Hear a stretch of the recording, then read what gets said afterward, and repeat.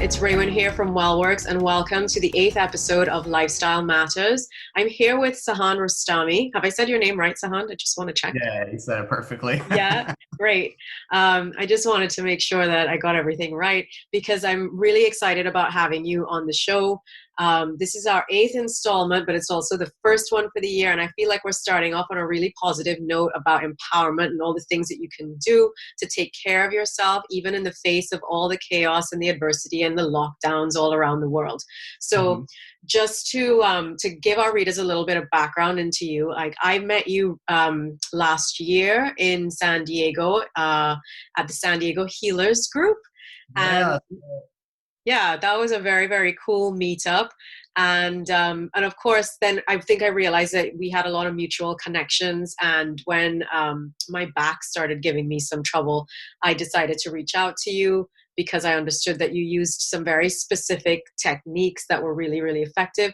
So could you tell us a little bit about yourself and about what brought you into, this world of, hands-on healing, musculoskeletal work?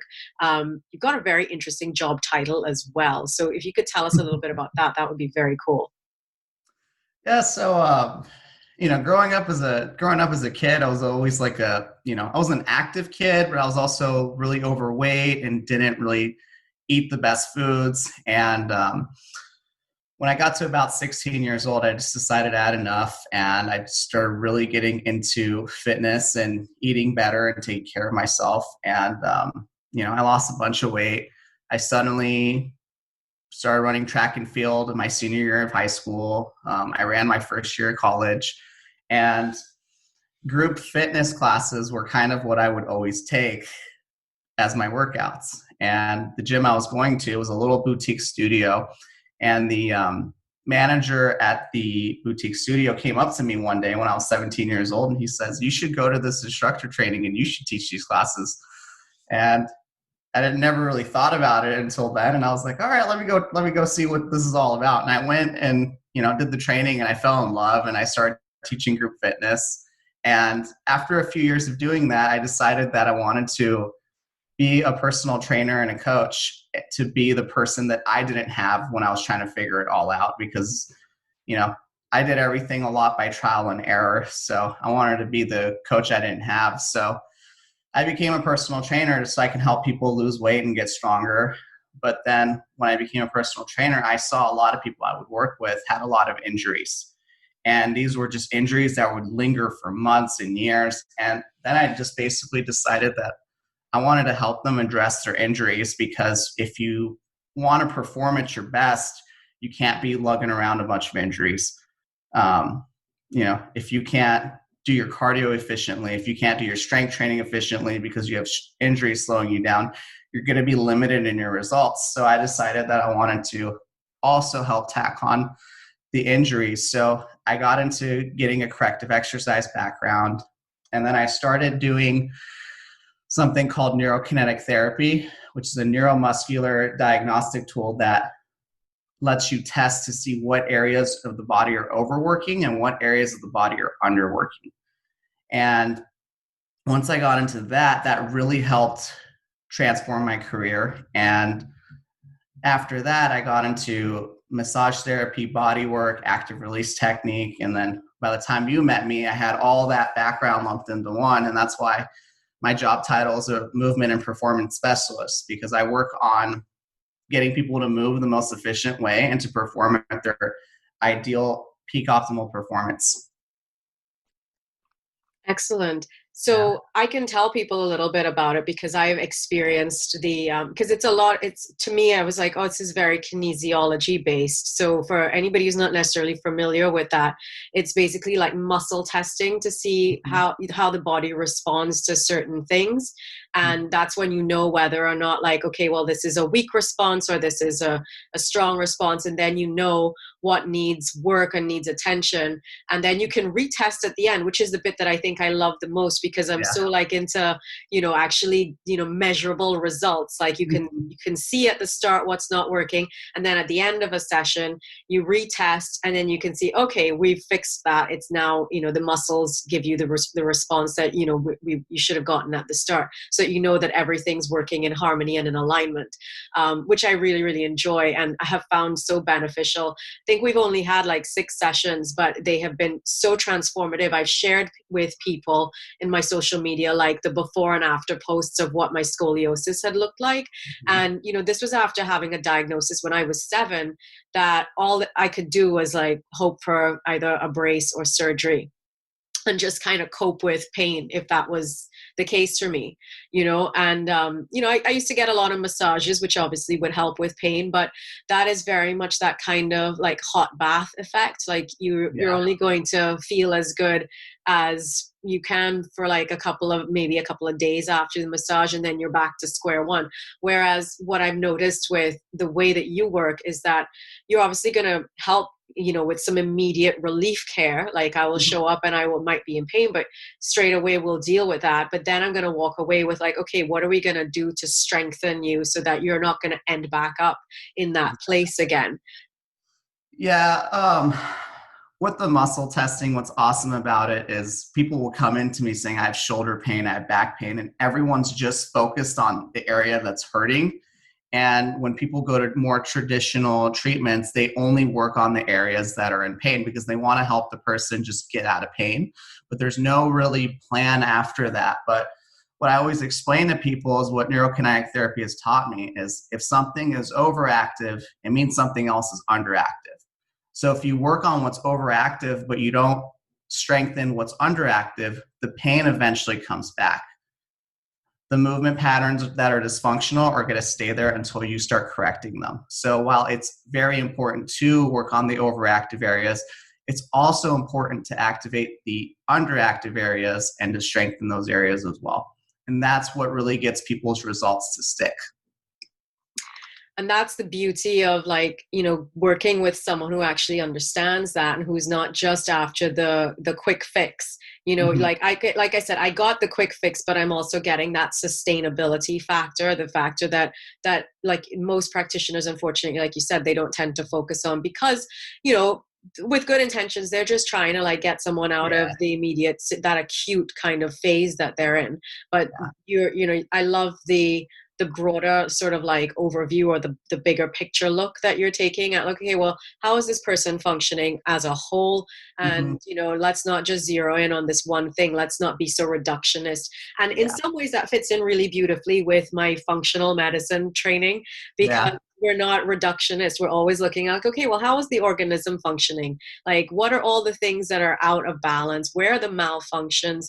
And how can we coach up function and, and coach down chaos? Because there's, where you might see chaos presenting, that's not the only place that it exists. It's existing, like you said, in lots of other areas. So if it's a knee, it's not just going to be the knee, the glutes, the hamstrings, the quads, the hip, like all these other areas might be out of whack.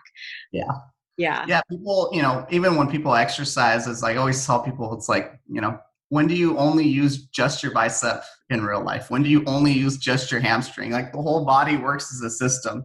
So if one thing in that system is wrong, everything else in that system is going to be affected.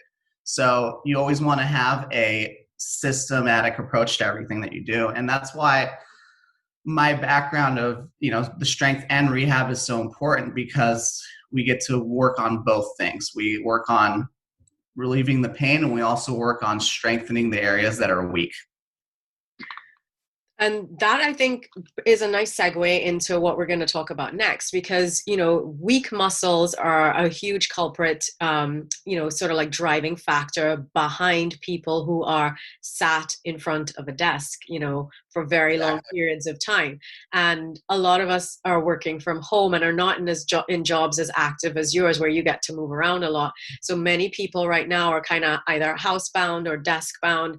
And, I wondered what you would like suggest for them to kind of keep them mobile, keep them flexible, keep them strong. Like, what are your sort of top 3 tips for those things?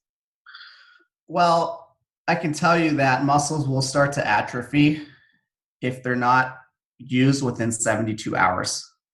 So if you're not doing anything movement based for 3 days, your muscles will start to atrophy. So I think the number one key is you got to get up and move, right? Whatever that may look like. If it's, breaking away from the desk, going on like a lunchtime run, going for a walk, going for a hike, doing whatever it is to stay moving. Because I think, starting 2020, people have sat and been at home more than they ever have before. So it's so important to emphasize getting the correct movement in. The other thing is mobility work. So, I know a lot of people don't have the ability right now to go to a personal care service to do what they need to do as far as getting some rehab and having like a massage.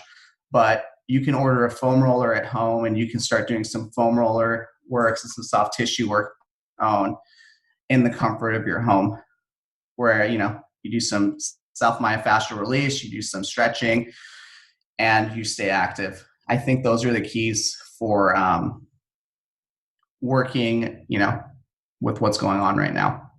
Yeah, so those are your like survival tips for getting through the COVID lockdown and not being able to get to the gym or not being able to get a acupuncture or acupressure or whatever. So foam roller, you heard it here, folks, foam roller, and you can give yourself massages at home. They're not Mm-hmm. quite the same, but in fact, they're quite painful. But you can do the foam roller and then actually just moving. So do you recommend, because I like to tell clients like you should just move little and often, in the same way I like to say like think of eating little and often. So like setting timers even in your diary for like every hour, like get up and walk around for like 10 minutes. Yeah. Or my brother's been telling me that I need to do lunges going to the kitchen, like when I stand up to go get a cup of tea. He's like, just do some lunges as you go to the kitchen.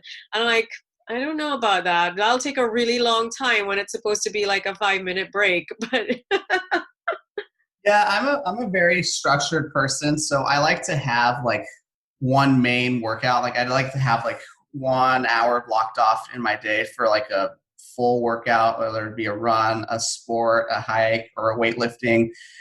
And then throughout the day, like little breaks like there, you just get up, stretch your legs, move around, do some foam rolling. But I like having an hour just dedicated for it, just so I can break away from the desk and, spend time on myself. And then also while I'm working, just get up and stretch my legs and move around a little bit. okay.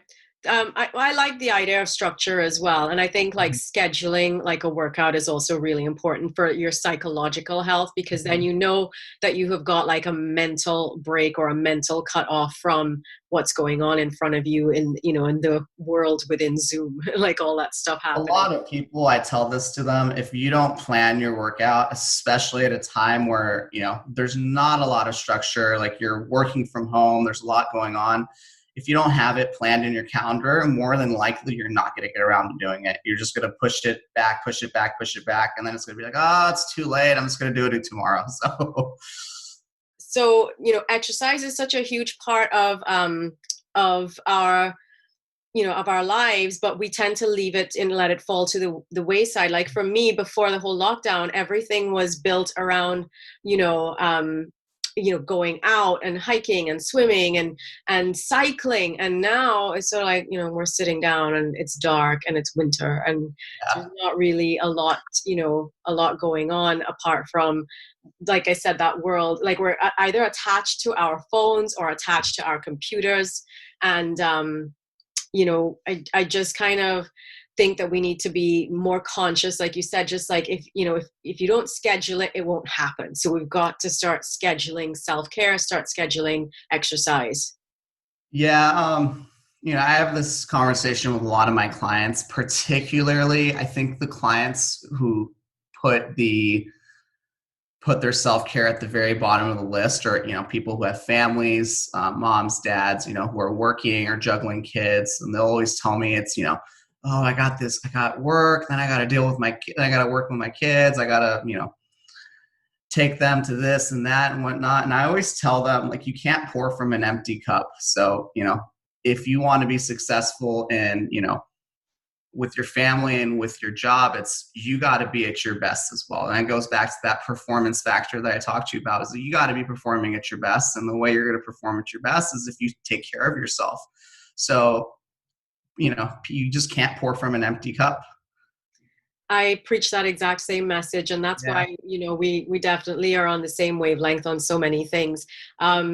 Before we jumped on, and hit the record button, you and I were having a conversation at the start, and we were kind of talking about the fact that what's going on in the world right now has made it so interesting that we're spending a lot more time being attached to our devices and kind of like stuck within a certain space, like, and yeah, getting into a certain type of headspace. And when we take time away from that to actually like disconnect and like walk outside, like walking outside's free. So I think one of the things that we need to be more mindful of is actually spending more and more time outside in nature as much as possible, and disconnecting from screen time because of what it's doing to our brains. yeah.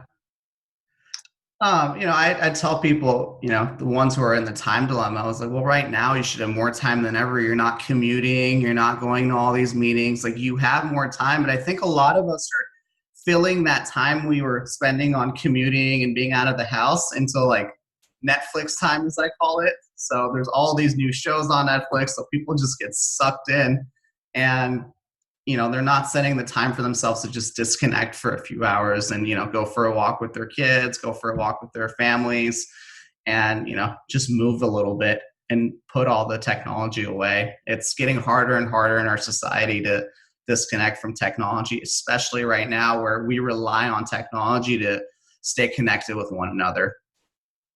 Yeah, but that's such a useful point. Like, in terms of right now, the time is actually perfect for us to invest in our self care. Mm-hmm. Instead of being attached to the devices and instead of being like sucked into that other world, we need to kind of like actually put the phone down, turn it over. There are certain families, like before COVID, when I used to do I used to do a lot of corporate speaking, and we would talk about like actual quarantining of the phone time. Like when Yeah. it was dinner time, everybody put their phones in a basket so that Yep. nobody was at the dinner table flipping through their phones or being distracted, and that they were Yeah. totally 100% present.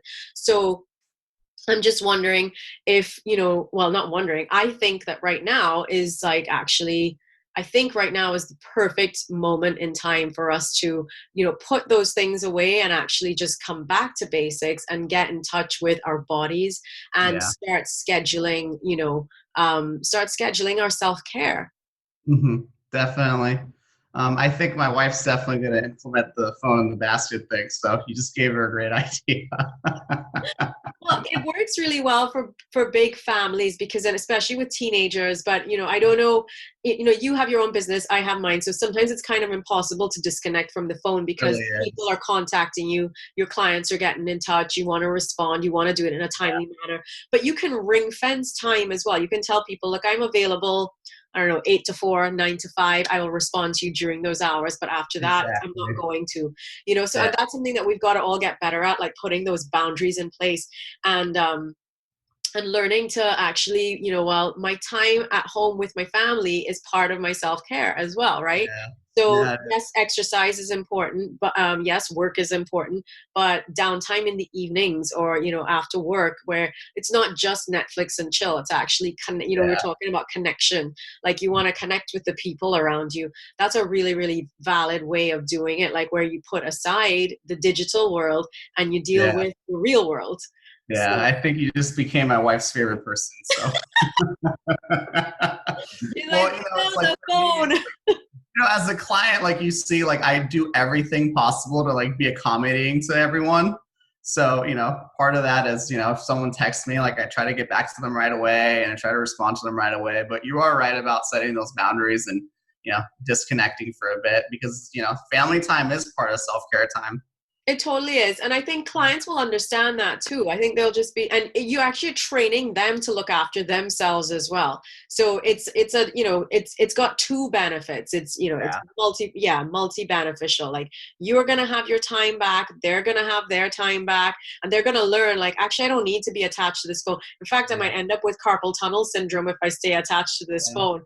I have, I have conversations with my clients who, the ones that always try to say yes to everything. And I tell people, it's like, learn to say no. Like, it's the most empowering thing to be able to say no. And I always tell people, it's like when you set a goal for yourself, when something is really important to you, when you say yes to something, it means you got to say no to something else. And you got to be willing to make those sacrifices for the things that really matter for you. So, your self care and you wanting to move a certain way, perform a certain way, look a certain way, like it takes sacrifices. And when you have a goal that's important, it means you got to say no to a lot of other things.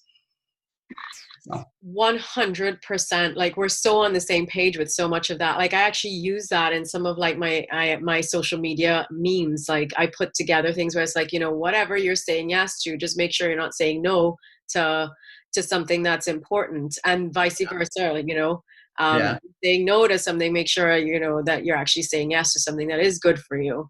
Mm-hmm. So at the end of the day, like I love how we kind of started off talking about pain and the back, and then we kind of got into like, what's going on in the world at the moment and how people need to become more mindful and a bit more, well, yeah, I guess that's the word. It is more mindful, just more mindful of, because a lot of, the time that we spend on social media is a lot of mindless time.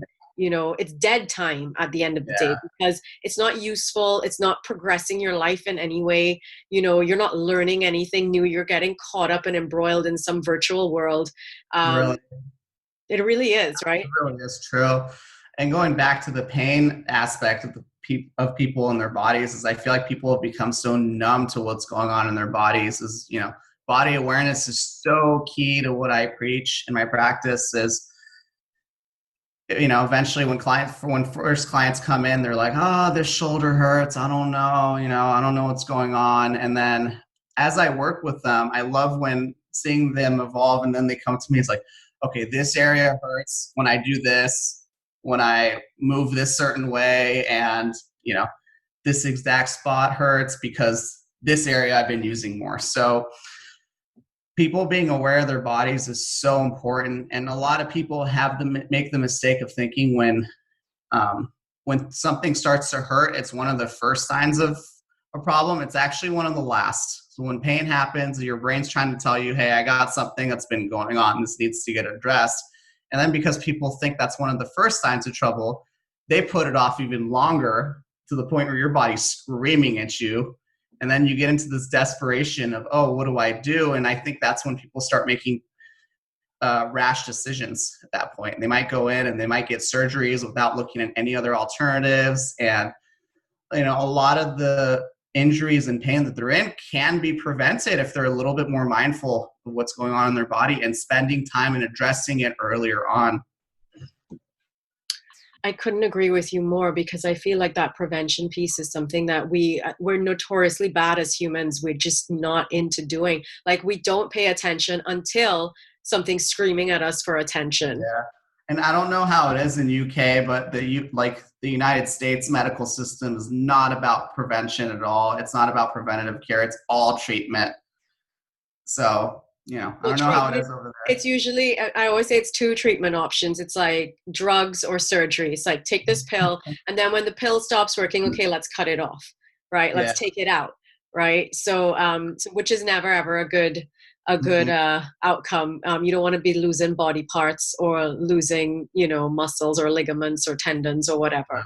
There are so many ways that we can look at preventing these things if people are prepared to actually do the work and do the introspection and do the investigative work, because there is a certain process of investigation that's involved. Like from my Mhm. perspective, we run 5 labs. We will look into the 5 different sets, the hidden stressors that might be causing some of your discomfort or distress. You are familiar with that because you've also been through that. Yeah. And yeah, and how precise it can be by doing these kinds of diagnostics. And it's the Mhm. same thing when it comes to the physical frame and like your musculoskeletal frame. Like there are diagnostics that you can run through to see and you can correct these imbalances once you identify what they are, rather than just throwing spaghetti at the wall and hoping it'll stick. Like, which is how I feel. I love massages, but I think they have their place. Like they're not necessary. Yeah, exactly. they're not going to help you in the long term unless you know exactly what you're dealing with to begin with, and you're under a protocol or treatment plan that does not involve surgery and meds, you know? Right. Yeah. Yeah, massages, again, like you said, they have their place. They're great for just disconnecting, getting some kinks worked out in your body, and just walking out feeling refreshed. Like, that's worth a lot for someone who's been under a lot of stress to go into a spa for an hour and a half and walk out feeling rejuvenated. I think it more helps with like the mental aspect of people rather than the physical aspect as much. If you have an injury going on, you need to do more than just a massage. You got to do some work on your own. And I think a lot of times people kind of want to take the shortcut, and if something's been bugging them for months, they'll be like, all right, this has been bugging me for several months now. Let's fix this right now, like without me doing the least amount of work. I was like, oh, it doesn't work like that. You got yourself in this mess. You got to get yourself out too. And isn't that the truth? Like, we live ourselves into discomfort and to dis-ease, and we have to be prepared to actually, like, okay, I put myself here now, how do I get myself out? And luckily there are people who are trained who can help you do that. But it's interesting that you say that people show up and they're like, okay, what's the least amount of work that I have to do? They're like, how much do I have to do? What do I have to lift weights? No. I always tell people, it's like with any healer you work with, like, healers don't heal you. You heal you. We help you along the way. We facilitate it. But, if people come and tell me, it's like, oh my God, you fixed me. I was like, I didn't do anything. You fixed yourself. I just helped you along the way, but ultimately you're the one doing the work. So it's very important. And that's important to me because I want people to understand, like, I want them to be empowered into taking pride in their own health and fixing themselves rather than like relying on other people to do it. That's why, education is so big in what I do with my clients, is like teaching you what's going on in your body, like giving you the homework exercises that you got to do to get yourself better, as, you saw firsthand how that works. Yeah, and I was so moved by it because, I have worked with all the stuff that I've had going on with me. I've always seen lots of different types of therapists, chiropractors, DOs, lots of physical therapists over the years. And, between you and my London Pilates instructor, who's also a physiotherapist, you two were the only ones who actually nailed what was going on and were able to like give me corrective like exercises to rebalance everything. Because everyone else was it was very much that, come in, let's manipulate you, and then off you go. And there was no sort of like follow on, and like, oh, it still hurts. And I remember like my sports orthopedic doctor, he's like, it's still hurting. And he's like, well, we should just schedule surgery. And I'm like, no way. And that's what kind of led me, when he said those words, schedule surgery, I'm like, magic words. I am not having surgery. I know this can be fixed through other things. And that's when I started looking for like, and there are some cases that, surgery is the only answer and it actually will help things. A lot of times I've had clients who had to get a surgery and then I was able to help them after that point. But then on the flip side, I've also had clients who are like, I had this problem. I was told to get a surgery. I did the surgery and it fixed nothing. So, they're upset because they got a surgery that didn't help. So, as much as possible, we want to avoid like, going under the knife as much, especially when it comes to things like backs or knees. Like, I've always been very, very nervous about anyone saying they're going to like, or anyone who's trigger happy to be like, oh, we're going to just operate on your back. I'm like, no way, not happening. Like, that's not an option. Get all the information possible. And, if that's the best way, that's the best way. But you have to be absolutely sure. Yeah. And I always tell people, it's like, even if you get a surgery, that doesn't mean like that's it. Like, there's plenty of other work you got to do after the surgery if you actually want it to be effective. So, people think surgery is like the end all be all, but no, it's after surgery, you still have a lot of work to do. That's just one thing you have to do beforehand. Yeah, exactly. So the work will always continue. And I think this is the thing, like, I'm not sure that everyone gets. They kind of think, oh, well, I have like there's a beginning, a middle, and an end, and then it's over. And you're like, no, you're alive. And as long as you're alive, there's always going to be work to be done. You're always going to be, I'd say you're a work in progress, a WIP. You're a work in progress, right? Yep. So just be prepared to be constantly working on yourself, tweaking yourself, learning, and look at it that way. Like the best way to look at these things is like, okay, I'm learning about my body. I'm learning about what it means to be strong. I'm learning about what it means to actually take care of it and to nourish it and to figure out exactly what it needs and to work with people who know exactly what it needs. And that's where the investment, I think, is worth it, because you would get so much further along working with someone who knows what you need rather than trying to sit there and scratch your head and figure it all out on your own. You always have to defer to people who are smarter than you. Yeah, I always talk about this vicious cycle I see. Like, I see this a lot in gym rats, like CrossFitters. I always see this vicious cycle in them where they like work out super hard, right? And then they get hurt, then they stop working out, and then they rehab, and then they stop rehabbing, then they go back to working out, hurt themselves again, stop working out, back to rehab. And I always tell those people, it's like, why don't you do both simultaneously so you'll never have to take a break from either one of them? Like, you love to work out, like you love to put your body through all this stress and challenges. Like, that's great, but you got to do this so you can do it for the long run, right? If you're not doing this for the long run, like, what's the point? What's the point of just taking your body through the ringer for 6 weeks and then falling off? And falling apart. Like, that's not what we want. You want your body is your house. So like, I always tell people, like, okay, how much money have you spent on your house, right? If you've taken out a mortgage, you invested, you've saved money, you've bought the house, you put paint in, you've redone the kitchen, you've gutted it, whatever. Like, that's the same way that you need to look at your body, because your body is what you live in, right? Yeah. So you need to spend the same amount of time and care and energy and money on it in order for it to last, because ultimately you want your body to last as long as you're alive, right? Like, you want it to keep going. So, Yeah. and you want it to not be giving you trouble as you get older as well, because that's another misconception that I like to address very early on. Like, people have got this perception that aging is everything falling into disrepair. Like, as they chronologically get older, that means that biologically they've got to age as well. And that's not the case. Like, everything that we know from science and from biohacking, from nutrition, can protect you as you age. The way that you move can protect you as you age. Women in particular, doing more weight-bearing exercises from your 20s is going to protect you as you age. You don't want to wait until you're in your 40s and be like, oh, I've got osteoporosis. Like, no, start doing the work now. Start looking after your hormones now, making sure that they are in check, not being under too much stress, because stress leaches calcium from your bones. So you want to be making sure that you are actually eating magnesium-rich foods and meditating and practicing gratitude and doing all these great things that will support you as you get older, because it's going to support your physical frame, your body, your digestion, just taking care of like your bones and your brain and all these other great things that you're gonna need, and your teeth. I was thinking calcium teeth. Like, you need your teeth as you get older too. You brought up such a pet peeve of mine. So, I think what's great about, the world we live in is there's so much information, and it's readily available if you are willing to look for it.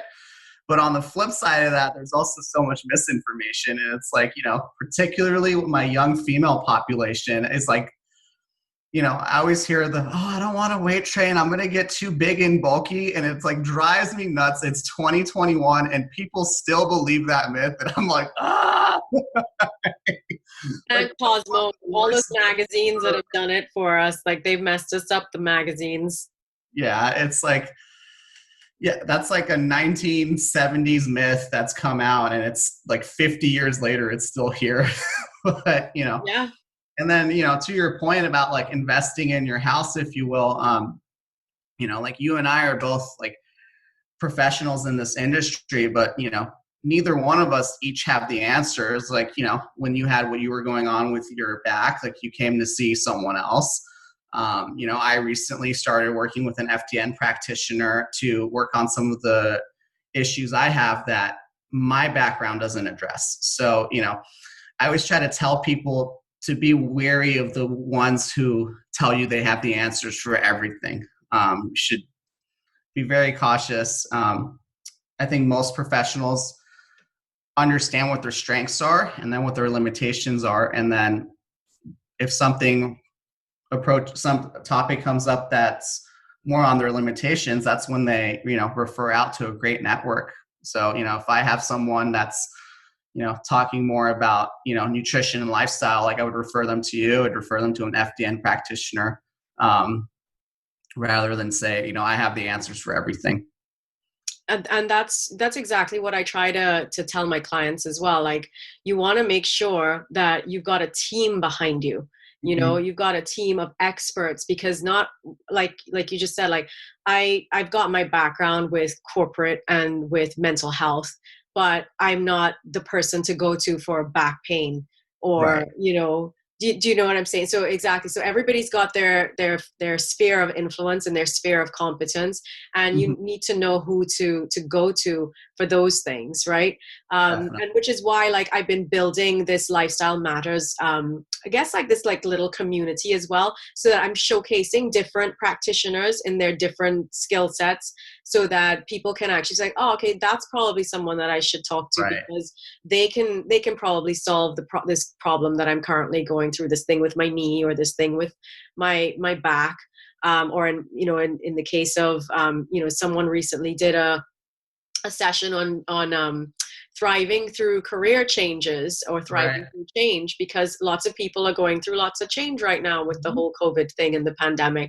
Totally. So, I'm not going to be the person for someone to talk to on that. Like, talk to the lady who's a specialist in that. Like, go Right. see her. So that's the whole idea behind having these broadcasts or these videos. It's showcasing all these different amazing people who are doing amazing things in the world, who, again, I can't do everything that they're doing, but we're, together and collectively, like, we are able to help and support people on their journeys toward being the best and the happiest and the healthiest that they can be. So Right. we're actually, believe it or not, we went over time. I just looked at the time Wow. and, like, that went by fast, right? Right. It really did. It did. It went by really, really fast. And I feel like that's a nice place to leave things, like where we talk about, self-actualization and being the best that you can be, and having a team behind you of people and practitioners who know exactly what they're doing when it comes to whatever aspect, a part of your body, or your mental health that needs addressing. It Do takes you a have village. any, sorry? It takes a village. Totally takes a village. Yep. Totally. Um, is there anything else? I mean, I feel like that's actually a perfect place to end, but is there Right. any other final parting words? I think that's it. I would just tell anyone who's seeing this, if this resonates for you, like, please take time to take care of yourself. Again, you can't pour from an empty cup. And, we're on this earth for somewhere around 100 years, and we only have one body. So take good care of it. Take really good care of it. Yeah. Yeah. And I think if that's my message for 2021, self-care needs to be a priority, and our body is, like I said, it's your home, and you need to make sure that it's working really, really well. And there's so much that you can do on a day-to-day basis to make sure that that happens. So 100%. yeah. So it's your health is literally in your hands. Yeah. And with that, I want to say thank you so much for being such a wonderful guest. Well, thanks for having me. It was really an honor to be here. Oh, you're such a sweetie. And I look forward to seeing you again in person soon, when all this is Yes, over and I can get back to San Diego. I know. All right. Well, hopefully I'll see you sooner than later, and then I'm sure we'll be in touch before then. We totally will. And Awesome. have a wonderful rest of your day, because I know it's still early, but it is evening here. So we're going to wind down, and relax and practice some self-care and disconnecting now. Actually, my wife and I are working out right after this, so I got to practice what I preach. All So right. I love that. I love that you work out with her. That's so nice. yeah, it's fun. It's time that we get to spend together. So I'm always grateful for those times. Very, very cool. All right, folks.